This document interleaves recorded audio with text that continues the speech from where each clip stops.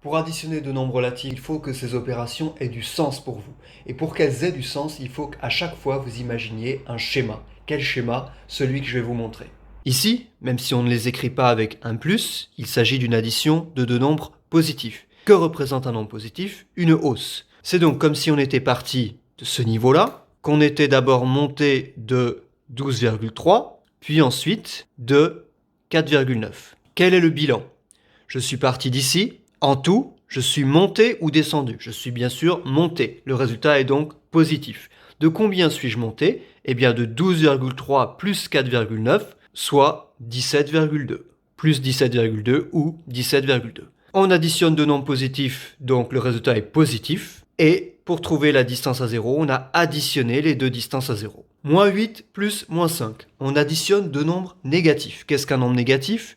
Une baisse. On part donc d'ici, on baisse d'abord de 8, puis on baisse de 5. Bilan, on est parti d'ici, on est monté ou descendu, on est évidemment descendu, le résultat est négatif. De combien est-on descendu? Eh bien de 8 plus 5, 13, moins 13. On retrouve la propriété, on additionne deux nombres négatifs, le résultat est négatif.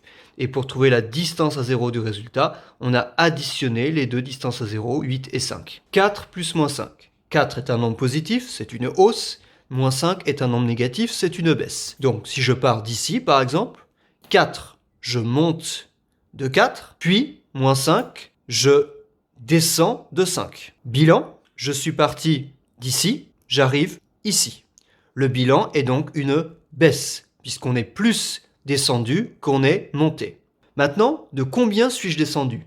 Très facile. Ce segment a une longueur de 5, ce segment a une longueur de 4. Donc ce qu'il reste ici vaut 1, moins 1. On retrouve la propriété, on additionne deux nombres de signes contraires. Le signe qui l'emporte, c'est celui du nombre qui a la plus grande distance à 0, ici moins 5, le résultat est négatif. Et pour trouver la distance à 0 du résultat, le 1 qui est là, on fait 5 moins 4. Pour terminer, moins 5,1 plus 8,2.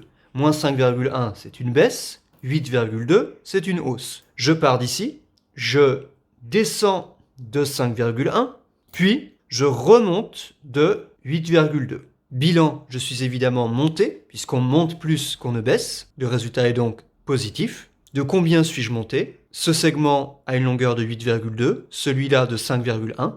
L'écart correspond donc à 8,2 moins 5,1, soit 3,1. Plus 3,1 ou 3,1. On retrouve ce qu'on a écrit dans le cours, on additionne deux nombres de signes contraires. Le résultat est positif puisque 8,2 a une plus grande distance à 0 que moins 5,1. Et pour trouver la distance à 0 du résultat, on soustrait les deux distances à 0, 8,2 et 5,1, pour trouver cet écart.